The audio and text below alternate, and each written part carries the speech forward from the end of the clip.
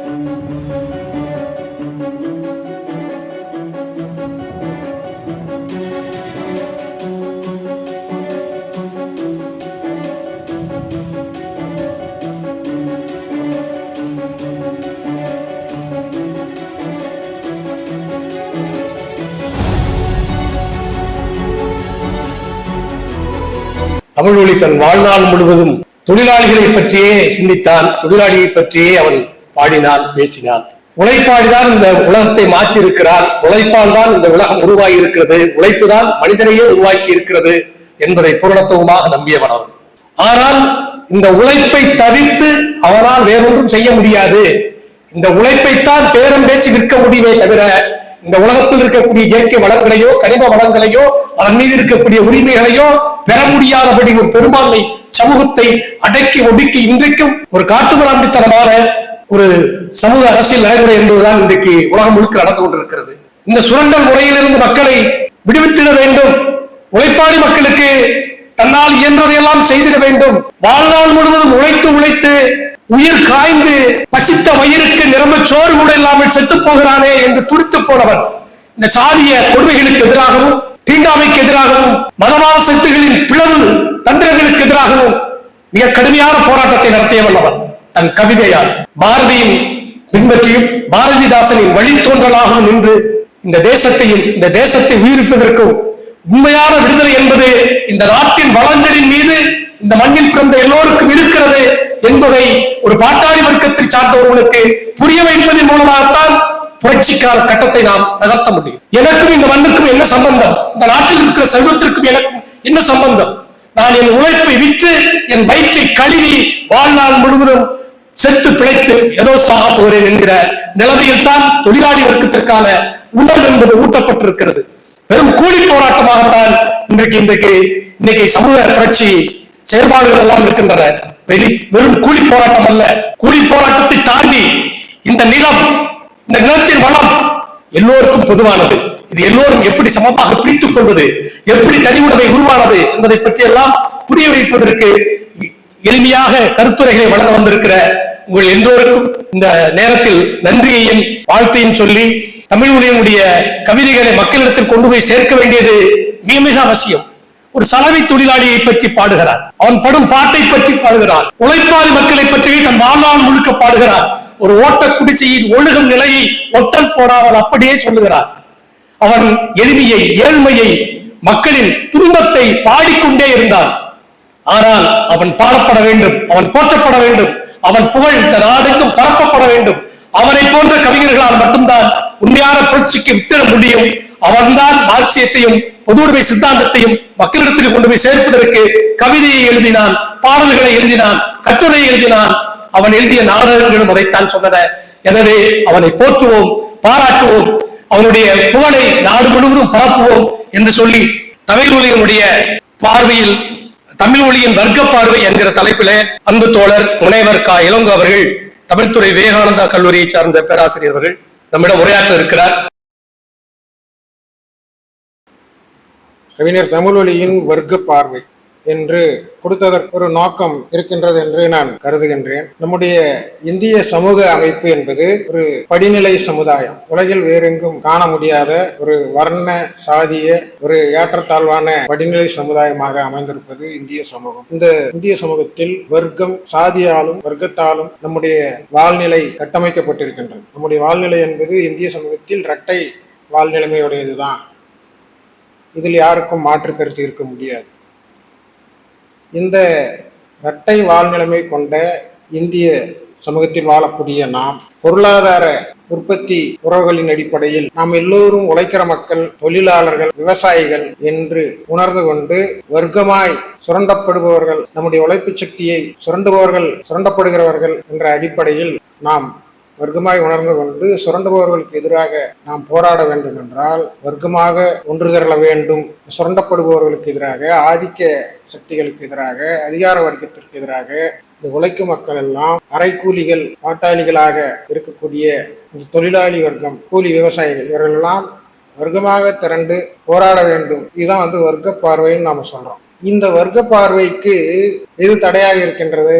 இந்த இந்திய சமூகத்தில் இருக்கக்கூடிய மதம் என்றும், சாதி என்றும், இனம் என்றும் இப்படி பல்வேறு அடையாளங்கள் நம்முடைய கண்களை மறைக்கின்றன. நாம் வர்க்கமாக ஒன்று சேர்வதை அவை நம் கண்களுக்கு மறைப்பிட்டு தடுக்கின்றன. ஆக இந்த சூழ்நிலையில்தான் நம்முடைய மூத்த தலைவர்கள், நம்முடைய முன்னோடிகள் எல்லாம் இந்திய சமூகத்தில் சாதியாக, மதமாக, பல்வேறு குலங்களாக, பல்வேறு வகையில் பிரிந்து கிடக்கின்ற, ஒருவருக்கொருவர் பகைமை பாராட்டி கொண்டு பிளவுண்டு கிடக்கிற இந்த சமூக அமைப்பில் இந்த ஏற்றத்தாழ்வுகளுக்கு, இந்த பிளவுகளுக்கு எதிராக வர்க்கமாய் திரட்டப்பட வேண்டும். அதாவது சாதியா சேர்ந்து கொண்டு சாதியை நீங்க வீழ்த்த முடியாது, சாதியை நீங்க ஒழிக்க முடியாது. நீங்க மதத்தின் பெயரால் சேர்ந்து கொண்டவர்கள் மதத்தை வெற்றி கொள்ள முடியும், மதத்தை அழிக்க முடியாது. நீங்க பிற அடையாளங்கள் பேரில் ஒன்று சேர்வதோ, நீங்க திரட்டப்படுவதோ நடைபெறுகிற சூழலில் அவர்கள் அதற்குள்ளே சிக்கி அதனால் ஆதாயம் பெறுவது அதிகார வர்க்கத்தை சார்ந்தவர்கள் தானே தவிர சுரண்டப்படுகின்ற வர்க்கம்,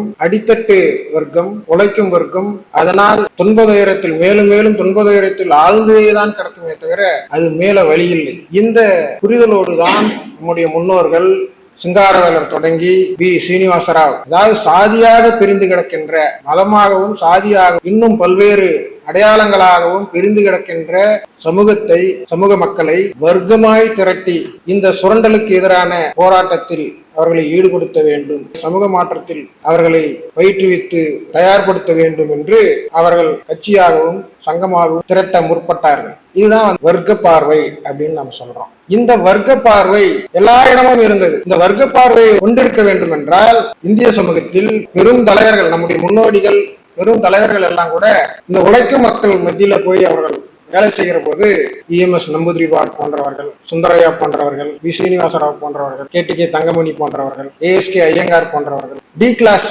தன்னை வர்க்க நீக்கம் செய்து கொண்டார்கள். வர்க்க நீக்கம் செய்து கொண்டார்கள் என்கிற போதே அவர்கள் சாதி நீக்கமும் செய்து கொண்டார்கள். வர்க்க நீக்கம் செய்து கொண்டவர்களால், சாதி நீக்கம் செய்து கொண்டவர்களால் முன்னெடுக்கப்படுவதுதான் இந்த அமைப்பு, தொழிற்சங்கம், கட்சி என்கிற அமைப்பு. அப்ப அவர்களுக்கு சாதி எல்லாம் கிடையாது. அவங்க பெரிய பணக்கார குடும்பத்துல பிறந்தாங்க, பெரிய வசதியான லேண்ட்லார்ட், ஆயிரக்கணக்கான நிலம் சொந்தமா இருந்தது அப்படின்னா அதெல்லாம் உதறிவிட்டு அவர்கள் வந்தவர்கள் தான்.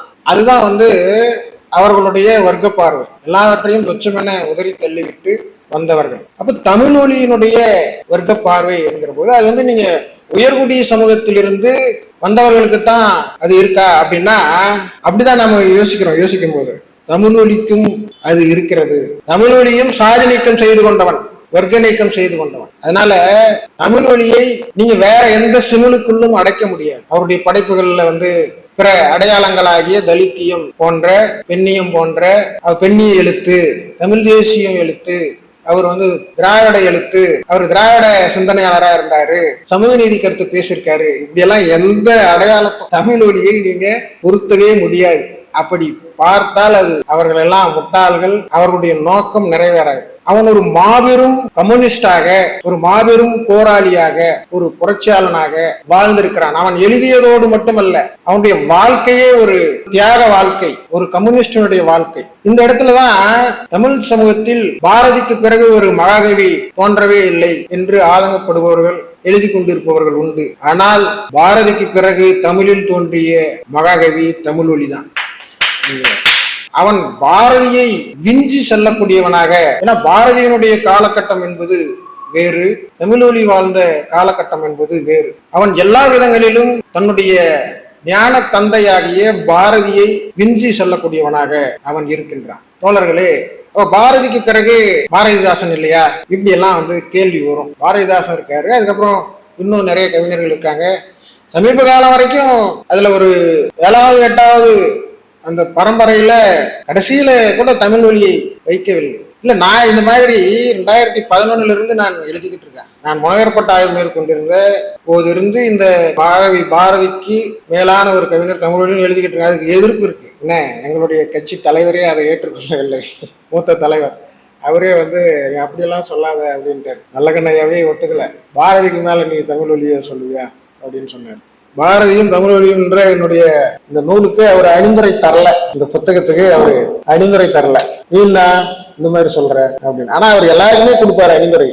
போய் கேட்கறவங்க எல்லாருக்குமே அணிந்துரை கொடுப்பாரு. ஆனா எனக்கு தரல. எப்படி பாரதிக்கு ஒரு உலக அளவில் விளங்கக்கூடிய மகாகவிகள் வரிசையிலே பாரதிக்கு நிகரானவனாக தமிழ் மொழி இருக்கின்றான் என்று நாம் பார்க்கின்ற போது, அரிஸ்டாட்டில் அவருடைய கவிதையியல் நூலிலே கவிதைகளை இரண்டாக, காவியங்களை அவர் இரண்டாக வகைப்படுத்துகிறார். இன்பியல், துன்பியல், எல்லா விதமான கலைப்படைப்புகளையும் காவியங்களையும் இரண்டு வகைப்பாட்டில் அவர் அடக்குகிறார். இந்த இன்பியல் படைப்பு என்பது அது சமுதாயத்துல என்ன செய்யும்? இன்பியல் படைப்பு என்ன செய்யும்? அது சில சீர்திருத்தங்களை பேசும். ஒரு மோசமான ஒரு அவலமான விஷயங்களை, சமுதாயத்தில் இருக்கிற கேடுகளை அது நகைச்சுவையாக, நயாண்டியாக, கேலியாக சுட்டிக்காட்டி அதை சீர்திருத்துவதற்கு தான் அது வழிகாட்டும் இன்பியல் படைப்பு. ஆனால் துன்பியல் படைப்பு, அதாவது ஆங்கிலத்தில் நம்ம டிராஜடி, காமெடி என்று சொல்லுகிறோம் இல்லையா? காமெடிக்கு அவ்வளவுதான் ரோல். ஆனா டிராஜடிங்கிறது அது ஒரு ஆழமான தாக்கத்தை செலுத்துகிறது ஒரு சமுதாயத்தில். அந்த சமுதாய அவலங்களை, துர்கேடுகளை, அந்த சமுதாயத்து மக்கள் படக்கூடிய அந்த துன்ப துயரங்களை எல்லாம் அது ஆழமாக பதிவு செய்கிற போது, பேசுகிற போது, அது மக்கள் மனங்களில் ஆழமான தாக்கத்தை செலுத்தி அவர்களை அது உணர்வெழுச்சிக்கு ஆட்படுத்தி போராட தூண்டுகிறது. அது அந்த சமுதாயத்தில் பெரும் மாற்றத்தை விளைவிக்கிறது. அது அந்த சமுதாயத்தையே, அந்த தேக்கமடைந்த உற்பத்தி உறவில் தேக்க நிலையில் இருக்கிற அந்த சமுதாயத்தில், ஒருவருக்கு ஒருவர் பகைமுரணாக இருக்கக்கூடிய அந்த சமுதாயத்தில் அந்த துன்பதுயரங்களை எல்லாம் மாற்றி அமைக்கக்கூடிய அந்த சக்தியை, அந்த ஆற்றலை அந்த துன்பியல் படைப்புகள் வழங்குகின்றன. இதுதான் உலக மகாகவிகள் எல்லோருடைய படைப்புகளும் துன்பியலானவை. அது மகாகவி பாரதியினுடைய படைப்புகளும் சுதந்திர போராட்ட காலத்தில் நாட்டு மக்களுடைய நிலையை, அடிமைத்தனத்தை அவர் படைப்புகளிலே அவர் துன்பியலாகத்தான் அவர் வெளிப்படுத்தினார். மகாகவி பாரதி அவருடைய காவியங்களாக இருக்கலாம், தேசபக்தி பாடல்களாக இருக்கலாம், அப்படித்தான் அவர் வெளிப்படுத்துகிறார். அவருடைய வாரிசாக கருதுகிறோம் இல்லையா நம்ம பாரதிதாசன், அவருடைய படைப்புகள் எல்லாம் இன்பியலானது. பாரதிதாசனுடைய படைப்புகள் அது நிறைய ஆய்வுகளே வந்திருக்கு. அவரு நிறைய 13 காவியங்கள் எழுதியிருக்கிறாரு, நாடகங்கள் எழுதியிருக்கிறாரு. எல்லாமே காமெடி. நீங்க பாரதிதாசனுடைய படைப்புகள் காமெடி. தமிழொலியினுடைய படைப்புகள் முழுக்க முழுக்க அவர் 9 காவியங்களை படைத்திருக்கிறார். நிறைய சிறார் கவிதைகளை, தனிப்பாடல்களை, 9 காவியங்களை, கட்டுரைகளை, நாடகங்களை எல்லாம் படைத்திருக்கின்றார். அவருடைய எல்லா படைப்புகளுமே துன்பியலானது. வேற யாருமே கிடையாது. நீங்க பாரதியாருக்கு பிறகு தமிழ் இலக்கிய நெடும்பரப்பில் பாரதியினுடைய நேர் வாரிசாக வந்த ஒரு மகாகவி கவிஞர் தமிழொலி தான். அவருக்கு பிறகு துன்பியல் படைப்புகளை தமிழில் தந்தவன் தமிழொலி தான். இப்போ அவருடைய இந்த 9 காவியங்கள் இருக்கு.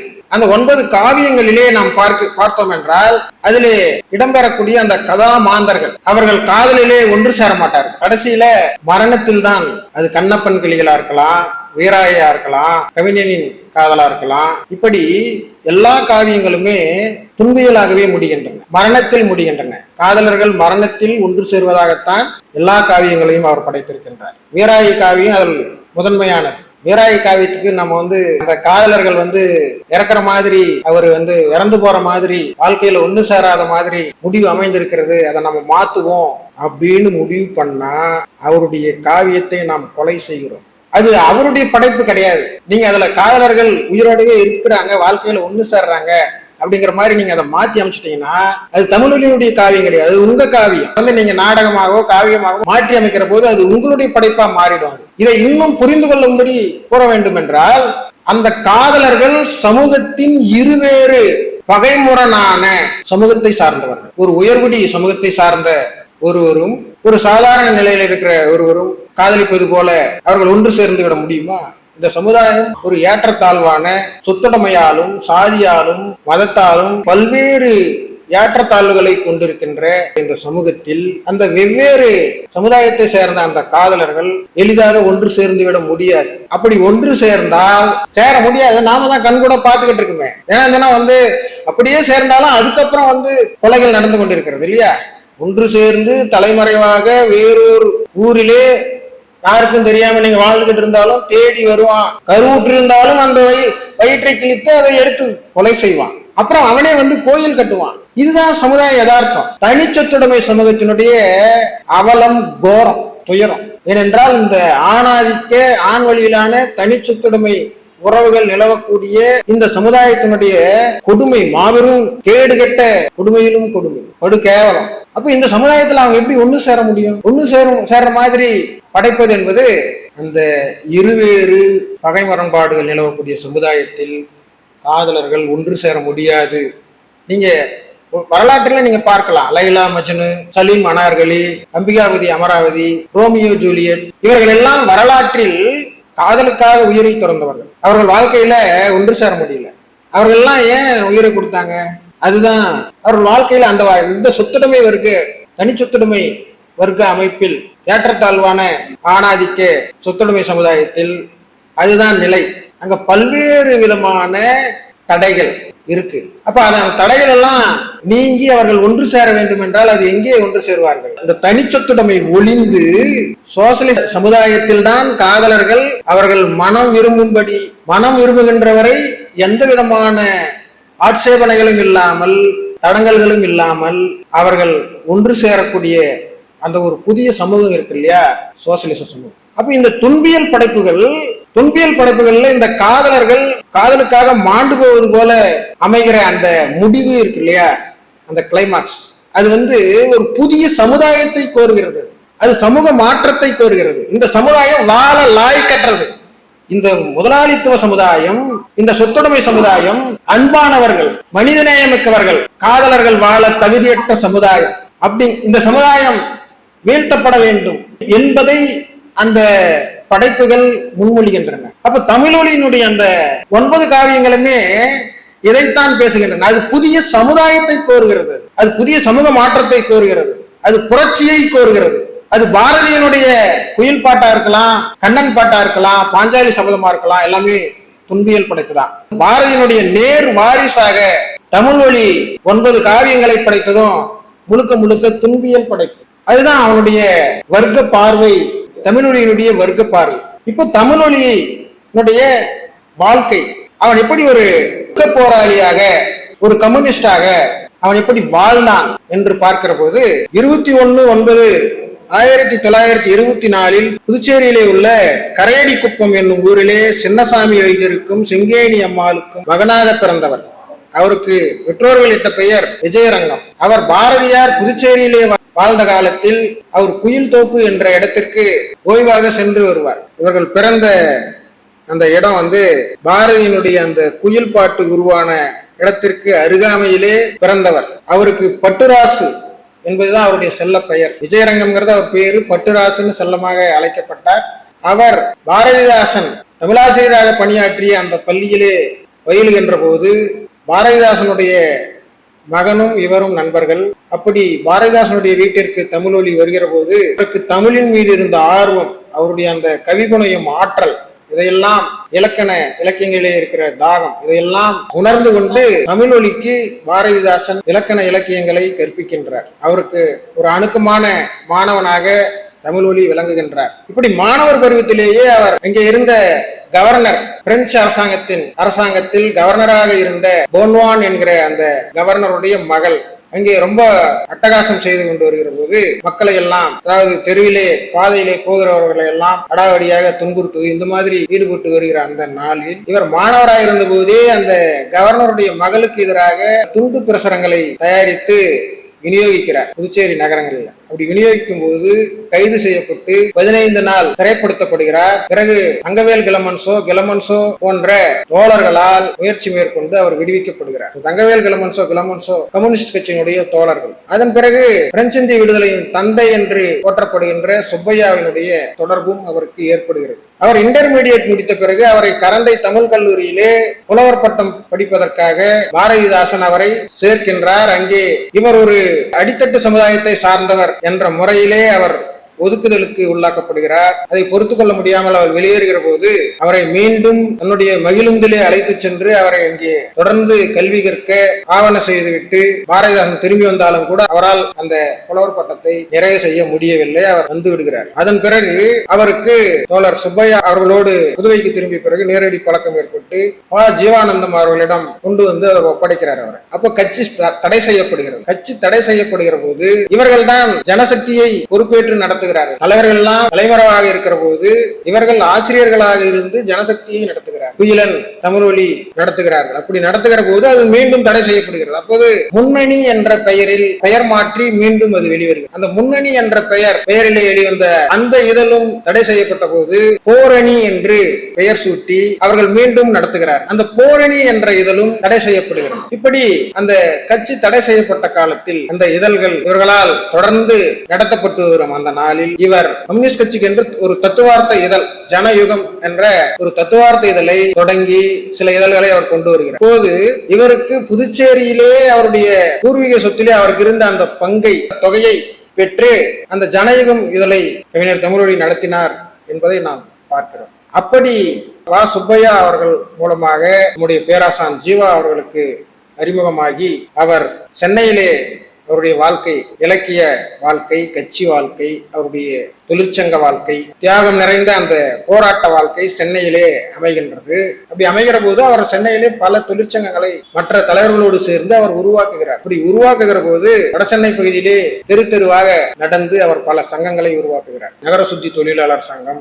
வதுமர தொழிலாளர் சங்கம், சலவை தொழிலாளர் சங்கம், இப்படி சங்கங்களை அவர் உருவாக்குகிறார். அப்படி அந்த சலவை தொழிலாளர் சங்கத்தை உருவாக்குகிற போதுதான் அவருடைய படைப்புகளை வெளியிட்ட அவரை இறுதி காலத்தில் பாதுகாத்த தோழர் சேது சஞ்சீவி அவர்கள் அவர் சலவை தொழிலாளர் சங்கம் பொறுப்பாளராக இருந்தார். அவருடைய சலவை கடையில தான் இவர் போய் அவரை சந்திப்பாரு, அங்கதான் தங்கி இருப்பாரு, அங்கேதான் அவருக்கு அவர் உதவியது எல்லாம். அப்படியா அவரால் அடையாளம் காணப்பட்டவர் தான் சேது சஞ்சீவி. அவர் அந்த சலவை தொழிலாளர் சங்கம் இப்போ வரைக்கும் அது இருக்கு. அவர் அந்த சங்கத்திற்கு நிதி திரட்டி திருமண மண்டபம் எல்லாம் கட்டியிருக்காரு. திருக்குறிப்பு தொண்டர் என்ற ஒரு இதழை நடத்தியிருக்காரு சேது சஞ்சீவி. அப்போ இத்தனை சங்கங்கள் உருவாவதற்கு அவர் சென்னையில பாடுபட்டிருக்காரு. அதுதான் கவிஞர் தமிழ்வழிக்கும் சேது சஞ்சீவி அவர்களுக்கும் இருந்த அந்த ஆழமான அந்த பந்தம் என்பது, தோழமைங்கிறது அதிலிருந்து வந்ததுதான். அவரை அவர் தலைவராக வரித்துக் கொண்டார் சேது சஞ்சீவி அவர்கள். இன்னும் சொல்ல போனா சேது சஞ்சீவி அவர்களே ஒரு கவிஞர், அவரே ஒரு எழுத்தாளர், அவரே சிறுகதைகள் எழுதியிருக்காரு, அவரே கவிதைகள் எழுதியிருக்காரு. ஆனால் அவர் தன்னை மறந்தான் தன்னாமம் கெட்டான் என்பது போல கவிஞர் தமிழொலியின் புகழ் பாடுவதிலே தன்னை மெய்மறந்தார். எல்லாத்தையும் மறந்துட்டாரு. நீங்க அவருடைய எழுத்துக்கள் சிறப்பானவை. அந்த தமிழ்வழி PC ஜோஷி பொதுச் செயலாளராக இருந்த போது வர்க்க வெகுஜன அமைப்புகளை எல்லாம் கட்சி இந்தியா முழுக்க எல்லா பகுதிகளிலும் கட்சி கட்டி வளர்க்கப்பட்டதோடு அல்லாமல் அவர் காலத்தில் தான் எல்லா விதமான வர்க்க வெகுஜன இயக்கங்களும் உருவாக்கப்பட்டு பரவலாக வளர்த்தெடுக்கப்பட்டன. அப்படி உருவாக்கப்பட்ட அமைப்புகளில் ஒன்றுதான் அனைத்து இந்திய முற்போக்கு எழுத்தாளர்கள் சங்கம். அதற்கு தமிழ்நாட்டுக்கு ஒரு பிரிவு இருந்தது. அந்த பிரிவுல அவர் மூவா நாரண துரைக்கண்ணன், மயிலை சீனி வெங்கடசாமி, சாமி சிதம்பரனார், அப்பாதுரையார், இது மாதிரியானவர்கள் எல்லாம் அந்த சங்கத்திலே இருந்திருக்கிறார்கள். அந்த அனைத்து இந்திய முற்போக்கு எழுத்தாளர் சங்கத்துல அதுல தமிழ்வழியும் இருந்திருக்கிறார். அதில் முக்கியமான மற்றவங்க எல்லாம் சும்மா கௌரவத்துக்கு போறவங்க. மூவா அதுல எந்த வேலையும் செய்யல. அந்த சங்கத்தை திறமாக கட்டி நடத்தி சென்றதில் பெரும்பங்கு ஆற்றியவராக தமிழ்வழி இருந்திருக்கிறார். இப்படி அவருடைய பணிகள், இதெல்லாம் அவருடைய பணிகள், அவருடைய வர்க்க பார்வை என்று பார்க்கிற போது இத்தகைய வர்க்க கண்ணோட்டம் உடையவராக ஒரு வர்க்க போராளியாக தமிழ்வழி வாழ்ந்திருக்கிறார் என்பதை நாம் பார்க்கிறோம். அவருடைய கவிதைகள்ல அவன் ஒரு சர்வதேசிய கவிஞன். அவன் ஒரு சாதி, மத, இன, பிராந்திய, தேச இந்த மாதிரியான எந்த விதமான அடையாளங்களுக்குள்ளும் அடக்க முடியாதவனாக அவன் ஒரு சர்வதேசியவாதியாக, ஒரு சோசலிசவாதியாக, ஒரு புரட்சியாளனாக, ஒரு கம்யூனிஸ்டாக, ஒரு மாபெரும் போராளியாக அவன் திகழ்ந்திருக்கின்றான் என்பதை அவனுடைய படைப்புகள், அவனுடைய கவிதைகள் ஒவ்வொன்றுமே வெளிப்படுத்துகின்றன. அவன் சோசலிச புரட்சி, என்று வருகிற போது ரஷ்ய புரட்சியை அவன் பாடுகிறான். நீங்க பாரதி பாடியது போல அவன் ரஷ்ய புரட்சியை பாடுகிறான், சீன புரட்சியை பாடுகிறான், வேதனத்தை பாடுகிறான். மற்ற அண்டை நாடுகளிலே எழுந்த தொழிலாளர்கள் வெகுஜன மக்களுடைய போராட்டங்களை, எழுச்சிகளை எல்லாம் அவன் பாடுகிறான். இது எல்லாமே யாருடைய, இதுக்கு முன்ன அந்த மாதிரி யார் இருந்தா?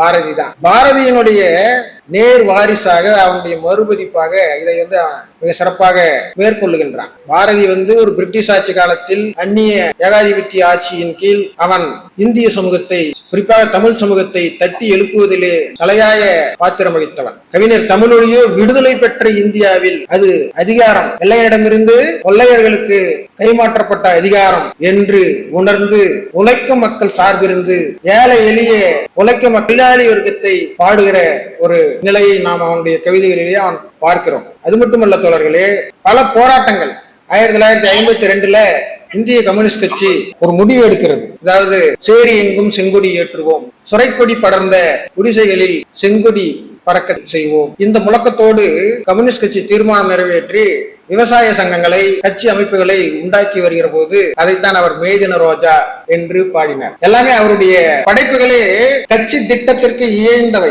மேதின ரோஜாங்கிறது பி சீனிவாசராவ் தஞ்சை பகுதியில சேரி எங்கும் செங்கொடி ஏற்றுவோம் என்று தீர்மானம் ஏற்றி விவசாய சங்கங்களை கட்டிய அந்த காலத்தில் அவருக்கும் பி சீனிவாசராவுக்கும் தொடர்பு. அந்த கதாபாத்திரமே, அந்த கண்ணன் ராதை, அந்த கதாபாத்திரமே இங்க சென்னையில் இருக்காரு. அங்கிருந்து தான் வருவாரு. யாரு? தஞ்சை பகுதியிலிருந்து வர்றவன் தான் கண்ணன். நண்பன், அப்படி ஒரு தோழன் இருந்தான் தமிழொலி. அவனை பற்றியதுதான் அது மேதின ரோஜா. இது மாதிரி ஒவ்வொன்றையும் விவசாயிகளை பற்றி பாடுகிற போது, பண்ணை அடிமைகளாயிருந்த அந்த விவசாய கூலிகளை பற்றி அவருடைய அவலங்களை எல்லாம் பாடுகிற போது, இறந்து இறந்து பிழைத்து வரும் உழவன் ஏழை, அவன் தினந்தோறும் செத்து செத்து பிழைத்து கொண்டிருக்கின்றான் அந்த ஆண்ட இடம். அதுதான் அவர் சொல்றாரு, இறந்து இறந்து பிழைத்து வரும் உழவன் ஏழை. அந்த ஏழை விவசாயி இறைவனிடம் கேட்கின்றான், எதற்காக என்னை படைத்து வாழ வைத்தாய்? ஏர்பிடித்தே உளுந்தொழிலை எனக்கேன் தந்தாய்? எதற்காக பஞ்சத்தை சிருஷ்டி செய்தாய்? என் வயிறை எதற்காக துடிக்க செய்தாய் என்று கேட்டு, எந்த இறைவனா, எந்த கடவுளாக பதில் சொல்லியிருக்க?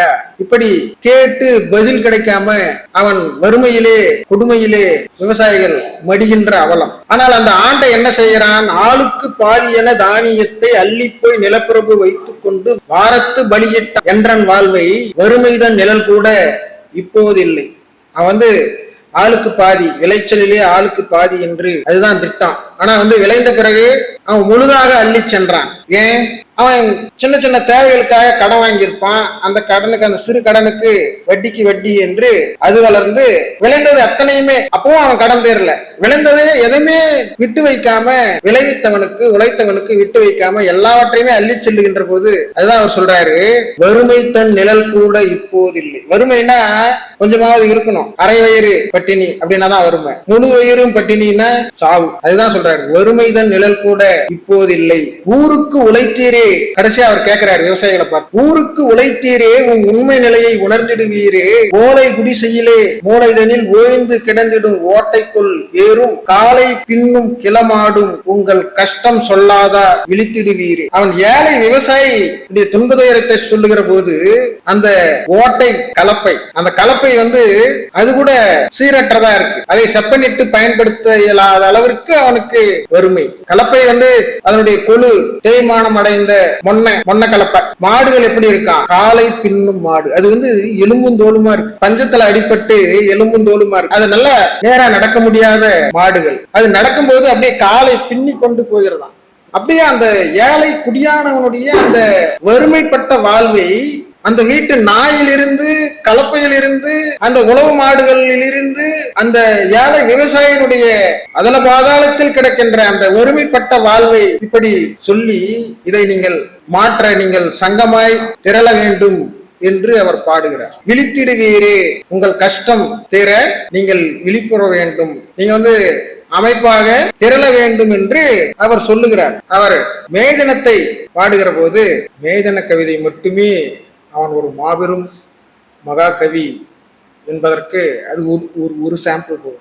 கட்டுரையில் அவன் சொல்றான், அவன் வரித்து கொண்ட அந்த கொள்கை, அவன் அந்த வரித்து கொண்ட தத்துவத்தை பற்றி அவன் சொல்லுகிற போது தமிழொலி சொல்லுகிறார், அவன் சார்ந்திருக்கிற அந்த கொள்கை, அதாவது மார்க்சியம், அந்த மார்க்சியத்தை பற்றி சொல்லுகிற போது, எவராலும் வெல்ல முடியாத, இதுதான் உண்மை என்று நிரூபிக்கப்பட்ட அவன் ஏற்றுக்கொண்டிருக்கிற தத்துவம். அதற்கு முன்பு இதற்கு முந்தைய எல்லா சித்தாந்த வேதாந்தங்கள் எல்லாம் மார்க்சியத்தின் முன்னால் மண்டியிட்டு தலைகவிழ்ந்து குப்புற விழுந்து எல்லாம் மண்ணோடு மண்ணாகி விட்டதாகவும் அதை வெற்றி கொள்ள முடியாமல் எல்லாம் தவிடுபொடியாகி விட்டதாகவும் அப்படிப்பட்ட அந்த உலகத்தாரால் உண்மை என்று ஏற்றுக்கொள்ளப்பட்டு பரிசோதிக்கப்பட்டு ஏற்றுக்கொள்ளப்பட்ட அந்த மார்க்சியத்தை அவர் தனக்கான கொள்கையாக வெறுத்து கொண்டதால் தான் நான் இவ்வளவு சிறப்பா நான் இயங்க முடிகின்றது, பாட முடிகின்றது என்று அவர் அவருடைய கடிதத்துல சொல்றார். நீங்க எண்ணி பார்க்க வேண்டும். இன்னைக்கு அவர் எவ்வளவு ஒரு நெஞ்சுரத்தோடு உறுதியோடு அவர் சொல்றாரு இல்லையா, மார்க்சியம் என்பது எவராலும் வெல்ல முடியாத தத்துவம், அதற்கு முன்னாடி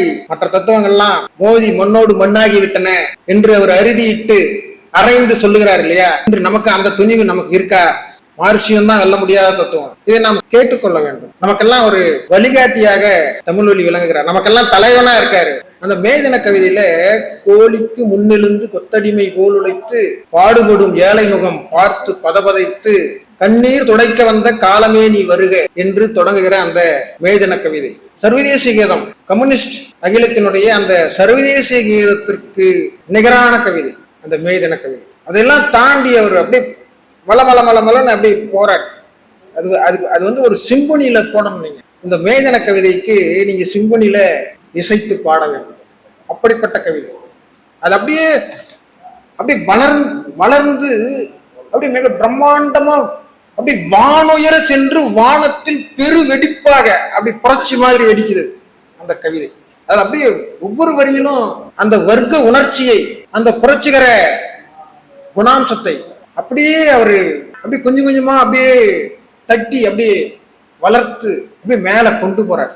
நாம அதாவது 2ஆம் உலக போர்ல அச்சு நாடுகள் நேச நாடுகள், ஹிட்லருடையது அச்சு நாடுகள் அணி. நம்ம ஹிட்லரை தான் நம்ம எதிராக பார்க்குற மனநிலை நமக்கு இருக்கு. நேச நாடுகள்ல நம்ம கூட நம்ம ஒப்பந்தம் போட்டார் இல்லையா நம்ம தலைவர் சர்ச்சில், ட்ரூமன், இவங்களை நம்ம எதிராக பார்க்க மாட்டோம். ஆனா அவர் அந்த கவிதையில் அவர் சொல்றாரு, ட்ரூமன், ஷீமன், மார்ஷல், சர்ச்சில் என்னும் சண்டாளர் வெந்து மனம் புழுங்கி வேதனையில் மூழ்கிவிட்டார், வந்தாய் அவர் நெஞ்சை வாழ்குண்டு அறுத்தெறிய மேதனமே நீ வருக. இந்த மேதனம் ஹிட்லரை மட்டும் சொல்லல, அந்த அமெரிக்க ஏகாதிபத்தியம், பிரிட்டிஷ் ஏகாதிபத்தியம், அவர்களுடைய அந்த அதிகார தலைமை பீடங்கள், அவர்களுடைய நெஞ்சை வாழ்குண்டு அறுத்தெறிய வந்தது அந்த மேதினம் என்று அவர் பாடுகிறார். அமெரிக்க மாநகரில் அன்றொரு நாள் மக்கள் குமிரி எழுந்து குருதியெல்லாம் சிந்தியதால் வான் சிவந்து மண் சிவந்து மாக்கடலும் தான் சிவந்து ஊன் சிவந்து வந்தாய் உயிர் சிவந்த மேதினமே. மேதினத்தை அப்படி அணுவா அப்படி ஒவ்வொரு எழுத்திலும் மேதினத்தை அப்படியே அதை உயிர் கொடுத்து அப்படியே நம் கண்முன்னே அந்த கோடான கோடி அந்த தொழிலாளர் திரளை ஜீவா பாடினார் இல்லையா, கோடிக்கால் பூதமடா தொழிலாளி கோபத்தின் ரோபமடா. அதனுடைய இன்னொரு பரிமாணம், உலக தொழிலாளர் ஒற்றுமையே நல்லுணர்வே அன்பே இருக்கடலின் ஆழ்ந்திருந்து வந்த முத்தே முழுநிலவே மேதினமே வாராயினி உனக்கென்றன் வாழ்த்தை இசைக்கின்றேன். மேதினத்தை அப்படி மனதார ஆற தழுவி வாராது வந்த மாமணி அப்படிங்கிற மாதிரி அவரு வரவேற்கிறார். நீல நெடுந்திரையாய் நீள்கின்ற கைகளினால் ஞால தொழிலாளர் நல்லரசை தோற்றுவிப்போம். நீல நெடுந்திரையாய் நீள்கின்ற கைகளினால் கடலிலே மோதக்கூடிய அந்த கடல் அலைகள் போல உலகெங்கும் தொழிலாளர்கள் ஒன்று சேர்ந்து உலக தொழிலாளர் நல்லரசை உலகமெங்கும் தோற்றுவிப்போம், அதற்கு அச்சாணியாய் இருப்பது மேதினம். இப்படி அந்த தொழிலாளர் ஒற்றுமையை, வர்க்க உணர்வை அப்படி இன்ஜெக்ட் பண்ணிட்டே இருக்கார். ஒவ்வொரு சொல்லிலும் அவர் செலுத்தி கொண்டிருக்கிறார். அந்த உழுபவனே நிலத்திற்கு சொந்தக்காரன், உழைப்பவனே தேசத்தின் உரிமையாளர், பொந்தில் உயிர் வாழ்ந்தார் போக்கற்றார் இன்பமிலார் கந்தல் மனிதர் அவர் கைகளில் அதிகாரம் ஏற்றி வைத்த நின்பெருமை என்னுயிர்க்கும் மேலென்றோ போற்றினேன் வைய புரட்சியோடு நீ வருக. வேதனத்தை சொல்றாரு, தொழிலாளி வர்க்கத்தை சொல்றாரு. உழுபவனே நிலத்திற்கு சொந்தக்காரன், உழைப்பவனே தேசத்தின் உரிமையாளன், பொந்தில் உயிர் வாழ்ந்தார் போக்கற்றார் இன்பமிலார் கந்தல் மனிதர் அவர் கையில் அதிகாரம் ஏற்றி வைத்த நின்பெருமை என்னுயிர்க்கும் மேலென்றோ போற்றினேன் வைய புரட்சியோடு நீ வருக. அவர் எவ்வளவு அவருடைய அந்த லட்சிய தாகம், அவருடைய அந்த புரட்சியின் வேட்கை, அடங்காத அந்த தேராத அவருடைய அந்த வேட்கை, அவருடைய அந்த லட்சிய தாகம் அப்படியே ஒவ்வொரு எழுத்திலும் அப்படியே வெளிப்படுகிறது. இது மாதிரி எவராலும் எழுத முடியாது. ஒருவேளை பாரதியே மீண்டும் தமிழொலி உருவிலே திறந்து வந்திருக்கலாம், அப்படி கூட நம்மால் எண்ணி பார்க்க முடிகிறது. இந்த நகர சுத்தி தொழிலாளர்கள் கஞ்சிக்கு வழியின்றி கெஞ்சி பார்த்து, கண்ணீரை வெள்ளம் போல் சிந்தி பார்த்து, நெஞ்சினிலே நீர் வரல கேட்டு பார்த்து, நீதி வழி நேராக நடந்து பார்த்து, பஞ்சையராய் நகர சுத்தி செய்து நாட்டு பணி செய்த தொழிலாளர் களைத்து போனார். இந்த நகர சுத்தி சென்னையில தான் நகர சுத்தி தொழிலாளர்கள் அவருடைய போராட்டங்கள், அவருடைய கோரிக்கைகள், அவருடைய உரிமைகள் எதுவுமே கண்டுகொள்ளப்படாமல் இருக்கிற போது, கேட்பாரற்று கிடக்கிற போது, அவருடைய நிலை, அவருடைய அந்த துன்ப நிலையை, அவருடைய அந்த எல்லளவும் குறையாத, அந்த மாற்று குறையாத தங்கமாய் இருக்கக்கூடிய அந்த நகர சுத்தி தொழிலாளர்கள் நெஞ்சினிலே நீர் வரல கேட்டு பார்த்து, நீதி வெளி நேராக நடந்து பார்த்து, பஞ்சையராய் நகர சுத்தி செய்து நாட்டு பணி செய்த தொழிலாளர் களைத்து போனார். இனிமேலும் அவர்களுடைய உடம்பிலே தெம்பில்லை. இப்படி ஒவ்வொரு கவிதையிலும் ஒவ்வொரு பாடலிலும் அவர் தன்னுடைய அந்த கண்ணோட்டத்தை அவர் பொதிந்து வைத்திருக்கிறார். இந்த சமுதாயத்தில் அவர் போராடி வாழ்ந்ததன் ஒரு இயக்கம் சார்ந்து, ஒரு அமைப்பு சார்ந்து அவர் இயங்கியதன் வெளிப்பாடு, அவருடைய போராட்டத்தின் வெளிப்பாடு தான் அவருடைய கவிதைகள். அவர் கட்சியில கடைசியில இருந்தாரா இல்லையா அதெல்லாம் இல்லை. ஆனா அவர் கடைசி வரைக்கும் என்னவா இருந்தாரு? கம்யூனிஸ்டாக, ஒரு சோசலிஸ்டாக, ஒரு புரட்சி, ஒரு போராளியாக, தன்னுடைய உயிர் பிரிகின்ற வரை அவர் ஒரு போராளியாக வாழ்ந்து மடிந்திருக்கின்றார். அவருடைய 61ஆம் ஆண்டு நினைவு நாளில் அவருக்கு செவ்வணக்கங்களை சொல்லி, அவருக்கு புகழாஞ்சலி செலுத்தி என்னுடைய உரையை நிறைவு செய்கின்றேன். தோழர்களே, நன்றி, வணக்கம். தோழர் மணி அவர்கள் முனைவர் இளங்கோ அவர்களுக்கு ஒரு புத்தகத்தை பரிசாக தந்து ஒரு சில வார்த்தைகள் பேசும்படி அன்போடு அழைக்கிறேன்.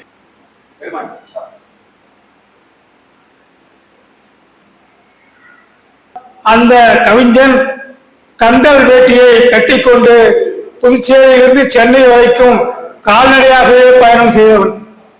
சேரியிலிருந்தும் செங்கொடி ஏற்றி இந்த மக்களுக்கு சோசியலிசமே விடுதலை தரும், தீண்டாமை கொடுமைக்கு முடிவுக்கு சோசியலிசம் தான் விடுதலை என்று அந்த மக்களை அணிதிரட்டியவன்.